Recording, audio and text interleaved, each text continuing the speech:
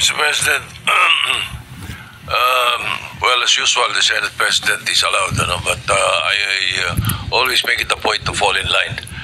But I will give my 3 minutes to Senator Risa Ontiveros instead of my 5 minutes, and then I will just have one question, a follow-up from one of our colleagues, why Secretary Cabral, Undersecretary Cabral is not here, and also why Mrs. Diskaya is not here.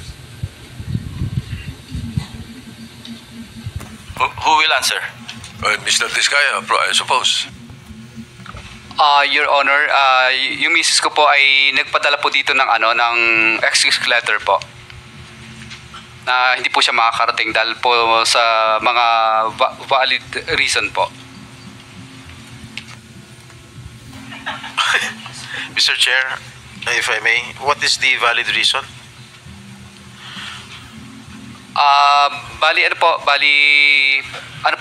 May po siya yung may heart condition din po siya, at saka po nagpadala po siya ng letter po dito. Hindi ko lang po nabasa kung ano yung iba pang content. Mr. President, Mr. Chairman, meron bang medical certificate to prove and establish na talagang valid yung kanyang ailment? Dahil baka mamaya gawa-gawa lang itong valid umano Okay, reason. for the record, and for the information of everybody, sumulat po si Mrs. Diskaya, the Honorable Chairperson, so forth and so on, subject inability to attend the Committee on Accountability of Public Officers and so forth and so on. Tapos, relative to the letter invitation dated September 15, issued by your good office, which I received via electronic mail today, September 17 at 5:41 p.m., I deeply regret to inform you that I will be unable to attend the Committee on Accountability of Public Officers and Investigations, fourth public hearing scheduled for September 18 at 9 a.m. Or 9 in the morning. Regrettably, I have an important meeting with my employees on the day of the hearing to explain the problem that the company is facing now and the effects this has on them.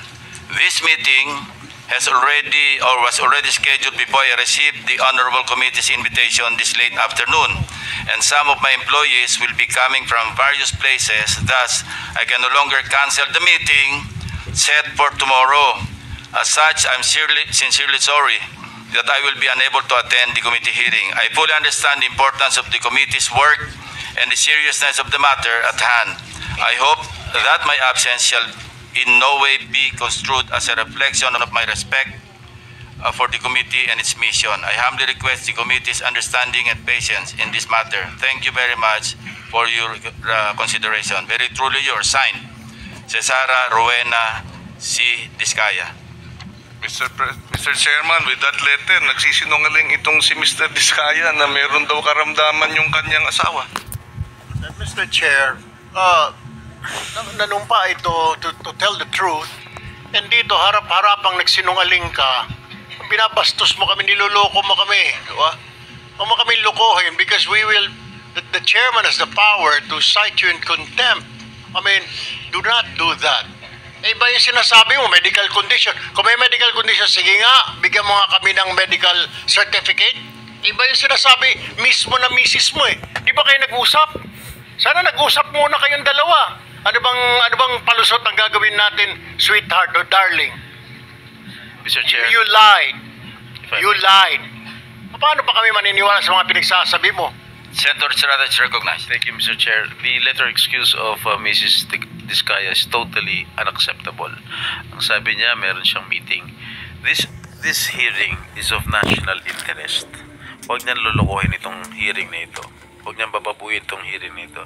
Dahil the Filipino people are watching. We are here to ferret out the truth, the whole truth, and nothing but the truth. Yung sinasabi ni Mrs. Diskaya na meron siyang meeting, for me and I think for all of us, that is totally unacceptable.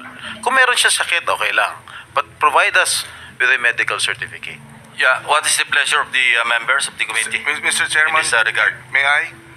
Well, Yeah, Senator Pangilinan. why will we ask for a medical certificate when clearly he is lying because the wife has already said? Again, the chair asks, What is the pleasure of the members? I-contempt, Mr. Chair. Is that a motion? I seconded, Mr. Chair. Kindly raise a motion. I-contempt, Mr. Chair. I want... Move, Mr. Chair. I want... Mr. Chair? File him in contempt for lying. Kasi okay. Mr. Chair, quickly lang. Ganito na muna, no? Ipasyokos na muna natin. Just to, just to adhere to due process, the chair will advise the members to just issue a show-cause order. And if not satisfactorily given or explained, then we will just cite her in contempt. Mr. Chair, Chair, if I may, maybe Mr. we Chair. can, Mr. Chair, if I may, maybe we can ask Mr. Diskaya why he should not be cited in contempt.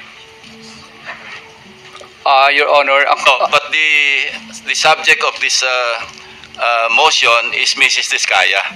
So, and she's not here. Mr. Chairman, Who are we citing in contempt of the committee? the one who is lying, Mr. Chairman. Mr. Diskaya. Yes. So, please explain. Your Honor, humihingi po ako ng pasensya po sa inyo.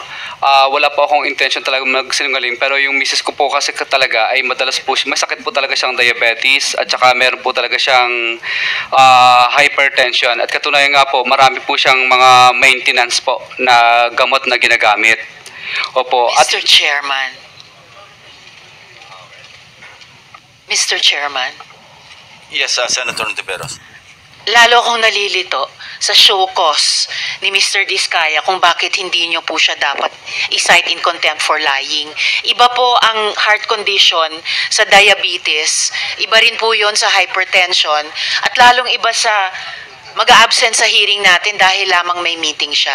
So, lalo siya Okay, pong yeah. nalulunod sa baha nung mga mali-maling sagot taken, po well niya, noted, Mr. Chair. Secretary. Mr. Chair, may we go back to the original motion na, Mr. Chair? Yeah, Mr. Chair, ito lang sa akin simple lang.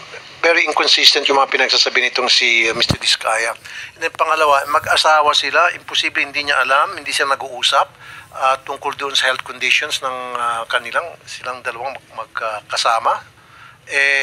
Very clear for me na tulad ng sinabi ni Senator Erwin, pinagluloko tayo nito, ginagawa tayong parang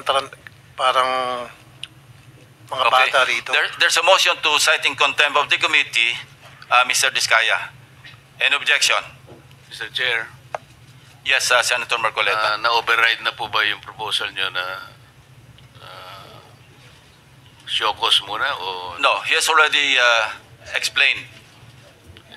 Because he's the subject of the contempt citation, or the motion at least, no? So we can rule on that. To be consistent, Mr. Chair, cite na rin natin for contempt si Yusek Cabral at saka si Secretary Remulla. Wala rin sila rin. They're not here, so they will be issued show cause orders. But in the case of Mr. Diskaya, he's already here, he's already explained, and it's up to the members of the committee to decide whether or not satisfactory yung kanyang explanation.